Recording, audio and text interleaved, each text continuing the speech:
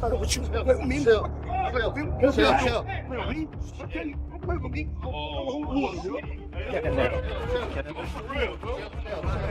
Freak show is everybody coming together and saying, oh, we're going to watch a freak show. This is what this is.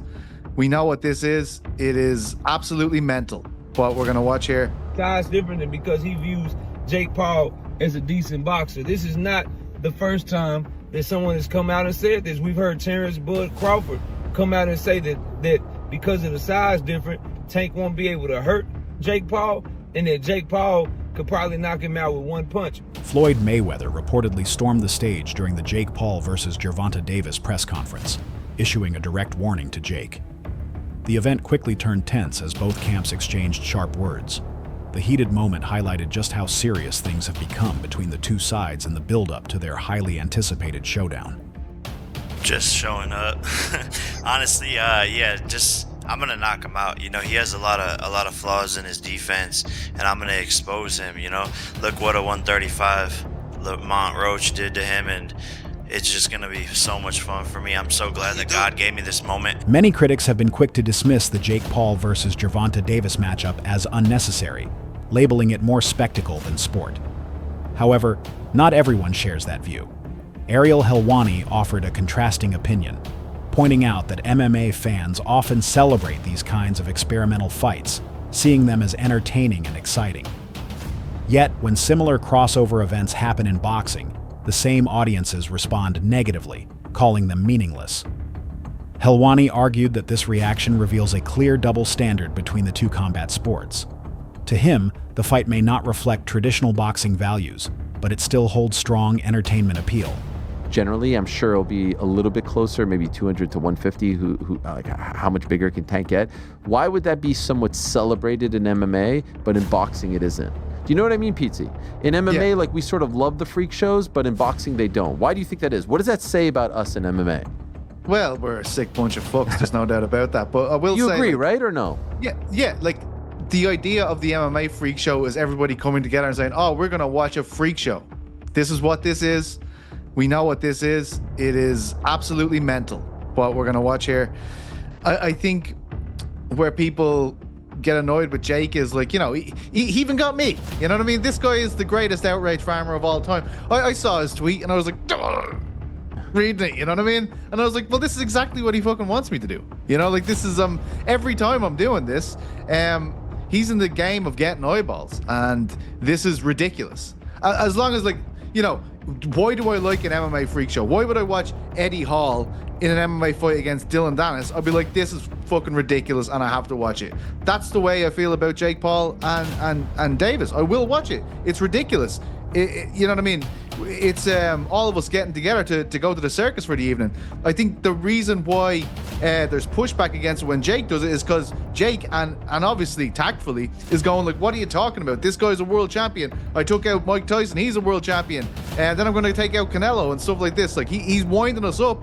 He's not agreeing to the stipulation that we're all agreeing on, which is, this is a freak show. This is absolutely mental. As long as we can agree with that, we can all enjoy it collectively. But do you not think he does agree to that? Do you not think he knows what this is? No, I do. Floyd Mayweather spoke about the Jake Paul versus Gervonta Davis fight, saying that while the Paul brothers are doing things people may not understand, they should be allowed to do what they want. However, Mayweather emphasized that Jake's skills have not been truly tested. He pointed out that Jake has never faced an opponent with real experience or elite boxing ability, someone who truly represents what real fighters stand for inside the ring. But like I said before, they know what they're doing. Both brothers, Logan as well as Jake, they know what they're doing. So they're doing it. The upcoming matchup between Gervonta Davis and Jake Paul has left both fans and boxing analysts divided. To many, this fight feels out of place, a contest that doesn't match the spirit of professional boxing. The reactions have been strong, especially among fans who have followed Davis's journey since his early days. They view this bout as a step backward for a fighter known for his explosive knockouts and dedication to the sport. The criticism isn't just about Jake Paul's background as a YouTuber, but also about the idea that a fighter of Davis's caliber would even consider taking part in such an exhibition. I can't believe people think that Tank ain't gonna knock out Jake Paul. Like, bruh, I'm gonna tell you exactly how it's gonna go. Jake Paul will go in that ring thinking he has the upper hand, he has the reach, he has the weight, and he gonna go in there confident. Yeah, he might stun Tank a little bit, but I'm gonna tell you, he gonna underestimate Tank. That's exactly what's about to happen. He's gonna underestimate him and his size, and he gonna get crushed. I think this right here is what's gonna end Jake Paul's boxing career. I think that Jake Paul, when you sit here and think about it, the people he fought, I'm not saying they wasn't real fighters, but they just not no Tank Davis. Buddy, I'm telling you, I don't think this is scripted. I think, yes, this is for money, but I think it's like, hey, at your own cost, go in that ring. Y'all know the weight difference. What's gonna happen is what's gonna happen at the end of the day. I think Tank really go, hey, drop him. He ain't gonna understand, Jake Paul ain't gonna understand how, but he's about to see it. And on some real stuff, I think Tank setting Jake Paul up. Now, remember when Jake Paul went up against Tyson, he said, you need to fight me. Like, I want to get in the ring with Jake Paul. He disrespected the boxing world by getting in the ring with Tyson and embarrassing him. And you know, Tank really messed with Tyson. I think he setting him up, bro. Mark my words. I think he like, yeah, come in the ring, bro. We gonna do a friendly, you know what I'm saying? You know, a match or whatever. We gonna get this money up. He about to embarrass him November 14th. Just because Jake Paul think the boxing world's sweet. He think it's sweet. He think they about to keep taking it easy on him with these fights. All right, I bet you. How much I want to bet? Tank is setting him up. He's finna literally do him so bad just to make an example out of. This fight is surrounded by unusual moments that make it difficult for fans to take it seriously. One of them involves Shakur Stevenson, who recently became a topic of debate after reports surfaced that he sparred with Jake Paul. Many fans turned against him, accusing him of supporting an event they already dislike. However, Shakur responded by saying he isn't bothered by the criticism and uses it as motivation. His calm reaction reflects his maturity as a professional. Still, the fact that even unrelated boxers are being pulled into the discussion shows how controversial this matchup has become. People now seem more focused on drama and social media debates than on the actual sporting value of the event. Right? When Turkey was doing all that, like, I don't want no boring Tom and Jerry fights, he came out with a Tom and Jerry hat. And then he fought in a style that is not sustainable for him. And it's not, again, for me, it's not sustainable because fighting like that, if you do that with the wrong one, you'll lose. If you fight how you fight, okay, it's going to be harder to win. But you're putting your own self on the chopping block, trying to appease the crowd or not be Tom and Jerry. It's not sustainable. And even in the Zepeda fight, he got rocked back with a jab and fell into the ropes like that. So you could say I wasn't hurt and all that, but it's still a bad look. It's a bad look. People always talk about Tank, the knee, hair grease thing, but what about Shakur getting rocked into the ropes from a Zepeda jab? Even if you were off balance, you're supposed to be light years ahead of Zepeda skillfully. So to me, that still looks really bad. Like, I've watched 50 fights from Floyd Mayweather, and he's fighting way better than Zepeda level. And Canelo and these guys, they're not punching him into the ropes and he's staggering back. The optics of it look bad. So back to it, Shakur, I feel like he's trying so hard to look unbothered, but he always replies to it so you could tell he's bothered. He's like, man, I got him so mad at me. And I personally, I don't prefer that when people do that. Like, for example, Shakur's like, man, I got him tuned in and thanks for the support. Bro, they're not really supporting you. They're all the comments underneath you saying whatever you said about I get to pick Jake Paul's brain and work with him and all that. Most of them were negative. So you're trying to, like, it's so weird because it reminds me of when I've seen people like celebrities or whatever who they have Other boxers like Devin Haney and Terrence Crawford have also shared their opinions. They believe that no matter how skilled Gervonta Davis is, facing someone like Jake Paul carries unnecessary risk because of the size difference. Jake is much heavier and taller, which could make the fight physically challenging, even if the technical skill gap is significant. Haney and Crawford both pointed out that fights like this blur the line between real boxing and entertainment. Their comments echo what many traditional boxing fans believe, that the sport should remain competitive and meaningful, not just a business move or a spectacle. Because he views Jake Paul as a decent boxer. This is not the first time that someone has come out and said this. We've heard Terrence Bud Crawford come out and say that because of the size difference, Tank won't be able to hurt Jake Paul, and that Jake Paul could probably knock him out with one punch. We've seen Shakur Stevenson's words say that this is a clown show, that this is a disgrace to boxing, that it's something that he doesn't want to be a part of, but then do everything he can to be a part of it by turning from 2-division, 3-division world champion, former unified champion, and turning himself from that into a damn sparring partner for Jake Paul. So people's words, people's actions are showing that they really, really deep down like this fight.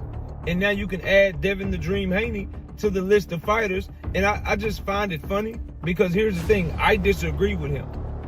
I am only interested in this fight because number one, I'm a diehard Gervonta Tank Davis fan, and number two, I don't really like Jake Paul at all. So I would like to see Tank Davis knock his block off. But as far as a competitive standpoint, as far as thinking it's a good fight, as far as loving the fight, nah, bro, I think it's a trash ass fight. I think Tank Davis is way too good, way too skilled, way too talented to even allow Jake Paul to share the ring with him. That is my opinion. And so as a result, my pick of the fight or my overview and analysis of the fight is the same. If it's a real fight, if this is something that Tank Davis is taking serious, Jake Paul is going to get in that bitch and be a punch. Former world champion Keith Thurman offered a more balanced perspective. He said that the same fans who criticize Gervonta Davis are often the ones who never miss his fights. According to Thurman, people love to complain, but they still pay attention because Tank always brings excitement. He explained that this kind of controversy keeps Davis in the spotlight and proves his influence in the sport. Thurman believes that no matter how much criticism surrounds this fight, fans will still tune in to see what happens. For him, that only shows how powerful Davis's brand has become. Even his critics help make his fights successful. Happy with Tank. First off, don't watch Tank. Don't do it. You know what I'm saying? You support it, then what you doing? You can't not support and support at the same time, right? So if you're a boxing purist, then this fight with Roach is really more for you. It's going to be more up your alley, you know? If you just like all entertainment, all fights, all hypes, all everything, then you're going to want to tune in to the Tank and Paul show there, you know, because that's all for entertainment. What is it? For entertainment purposes only, right? It's just say like somewhere in the small print of the promotion. For entertainment, don't do this at home, kids. You know, sometimes Disclaimer. Yeah, disclaimer. For entertainment purposes only, you know. So you know, it's money-making purposes only, you know. Throughout his career, Gervonta Davis has spoken about his respect for real boxing and his desire to build a legacy through meaningful fights. He has faced tough opponents and earned victories that cemented his reputation as one of the best in the lightweight division. That's why many fans feel confused by his decision to face Jake Paul, a man known more for internet fame than technical skill. For them, this matchup doesn't reflect Davis's true ability or goals. However, Davis himself doesn't seem concerned with outside opinions. He remains focused on his own path, suggesting that this fight might serve a personal or financial purpose, rather than a legacy-driven one. Paul is not the problem with boxing, Tank Davis is. Jake Paul's doing exactly what he's supposed to do. He's a Disney Channel kid, YouTube star turned boxer. Of course, he's gonna make these stupid spectacle matchups. He doesn't care about his career, his legacy, or the sport. Meanwhile, we have Tank Davis, the heir apparent to Floyd Mayweather and Adrian Broner, who has real talent. And if he was actually consistent in the ring and was willing to get in with some of the best fighters in the world, he could be top 3 pound for pound best fighters in the sport. But instead, Tank just wants to hold up his division for 5 years and make a mockery of the sport, especially with this fight. I know Tank Davis multiple times has said he only cares about the money and just wants to make $100 million and go retire off an island somewhere, but that's bad for the sport, especially coming from one of our sport's biggest superstars. Look at guys like Naoya Inoue, Alexander Usyk, Terrence Crawford. Those guys are real fighters, okay? They challenge themselves against the best fighters in the world. And money comes their way too from it. Don't get it twisted. What's crazy is Tank would make just as much money if he fought Shakur, Devin Haney, even Teofimo Lopez. The biggest tragedy of all is the fact that Lamont Roach isn't getting his rematch. He got robbed in that fight with a knockdown. He definitely would have won the split decision, and he would have got his Buster Douglas moment, but he didn't, and now he can't even get a rematch because Tank is going to do this, and now Lamont Roach has to fight Pitbull Cruz instead. I used to be such a big Tank Davis fan, but over the last year and a half that I've had this channel, the amount of BS that I've had to report on Tank Davis just like this completely turned me off as a fan of Tank Davis. Jake Paul can do his thing with the influencers, with the MMA fighters, but with boxers, Many boxing analysts describe the Gervonta Davis versus Jake Paul fight as something that doesn't fit traditional boxing standards. It sits somewhere between a sporting contest and a spectacle designed to capture mainstream attention. Fights like these have become increasingly common in recent years, blending entertainment with competition. While some fans enjoy the show, others worry it harms the sport's integrity. What makes this particular fight feel so unusual is that both Davis and Jake are still active in their respective careers. Normally, exhibition matches involve retired fighters or celebrities, not two athletes who are still competing at a professional level. With fighters pretty much in their prime. But other than the size mismatch, most people are wondering why has Tank taken this fight? And those were the first questions targeted to Tank in this presser. Because usually these sorts of bouts are relegated to the latter part of your career.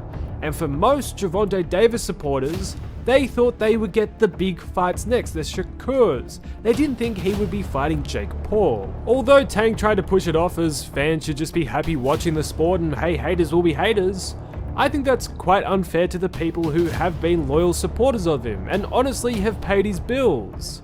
He tried to compare the level of criticism he gets to the likes of Mayweather, but the difference is with his mentor Floyd, he really did fight a lot of champs in their prime. Has Tank? Well, not really. The most notable fight he's recently had that the people actually wanted was the Ryan Garcia fight, and the only reason he took that fight was because everything was on his terms. And other than the Ryan fight over the last couple years, it's either been people who aren't in his weight division, which he's pulling up, or fighters ranked in the lower half of the top 10 lightweight list. The fights people have truly wanted to see just have never materialized, and simply that's why people criticize him. If the likes of Crawford never fought Spence or Usyk never fought Fury or Joshua, they would have caught the same level of flack. The reason why fighters like them are applauded is because generally they take on whatever challenge is in front of them. Tank instead, his whole career has bobbed and weaved around the most significant challenges that the people actually want to see unless he has everything. Gervonta Davis's longtime trainer, Calvin Ford, has commented that the fight is absolutely doable, despite the obvious difference in size. Having trained Davis since his early teens, Ford knows how to prepare him against larger opponents. He pointed out that Tank's speed, movement, and timing often allow him to overcome physical disadvantages. Ford believes that Gervonta's ring IQ and power could still make him dominant against Jake Paul. Many analysts have echoed Ford's view, arguing that Davis's technical skill and experience would help him adapt quickly, even against someone with a bigger frame. For Ford, this matchup is just another test of Gervonta's ability to handle challenges. Watching Davis step into the ring with Jake Paul will certainly look unusual because of the clear size difference. Jake is naturally much bigger. But physical appearance doesn't decide a fight. Davis's strengths lie in his speed, reflexes, and defense. His footwork allows him to dodge heavy punches and control the pace of a match. In contrast, Jake relies more on power and basic combinations. While he has improved since his early boxing days, he has never faced someone with Davis's timing or accuracy. This makes the fight unpredictable. One depends on size and power, while the other relies on skill and years of experience. As the fight approaches, opinions remain divided. Some call it meaningless. Others see it as an experiment that could draw a new audience. Gervonta Davis enters the ring as the more skilled and proven boxer, while Jake Paul steps in as the confident entertainer with something to prove. The reactions from trainers, former champions, and analysts all reveal just how complex this event has become. We got blessed with this fight. That's how I look at it, you know? Interesting comment there that they were getting ready for the Roach rematch, and then this fight was, he said they got blessed with this fight, but this fight came through. So the plan was actually to go and rematch Lamont Roach, which is something that I think he should have done. I think they for Tank's legacy, for, just the sanctity of pro boxing when it comes to a world champion and what they do with that world championship belt, I think he should have taken the Lamont Roach rematch. It seems like they were going to, but the obvious reason that everyone, I think, knows why they didn't is because Netflix and a Jake Paul fight come with a massive bag. Like, there's probably no comparison to what Tank will make to fight Lamont Roach or anybody else compared to Jake Paul. Whether you like that or not, it's the truth. He is a money fight, and so is Tank. And that's why they're going to do a shit ton of viewers on Netflix and why they're going to both make a shit ton of money. So the point I want to take away from that is that they were starting to get their minds and body ready for Lamont Roach, which means that Tank was in somewhat of a serious pre-camp, right? Somewhat of a serious, workout regimen, getting himself in shape. Not that Tank is super out of shape out of camp. I don't know that. But this means that he was mentally preparing for a fight regardless. It's not hopping off the couch Tank, which is not what you want to see even against Jake Paul, because the least serious you take Jake, and I've said this about everybody that's fought him, the ones that don't take him serious, the ones that say he's a YouTuber and everything else, they end up losing, or they end up looking like, oh, wait a second, this guy was a little better than I thought. They end up either getting taken by surprise or actually sometimes losing because they don't realize that Jake actually takes it serious. So this is good to hear. Just already right off the rip, they were already doing something. Surprise. So tell me, when did you hear about this? Going back and forth for years, Tank and Jake. They've been going at it for years, and it would have happened sooner. You know what I'm saying? But we had hiccups in life. That's what I call it, hiccups. But they lessons to learn from. But we back on track and we're keeping it moving. When you heard about the fight, were you like, wait, what? Like, we're doing what? Actually, when I heard about the fight, they called me and said, what you thought about the fight? I say, the fight doable. You know what I'm saying? Because I watched Tanky for years, and I watched other young men and gyms, deal with big guys. You know what I'm saying? Yes, he's big. To me, it's like Jake having his first open fights. If anybody know about the amateurs going open, then you go pro. So, he's a great fighter guy. Do you think the Jake Paul versus Gervonta Davis fight is falling apart due to low demand? Or is this all just a smart business move? Drop your thoughts below.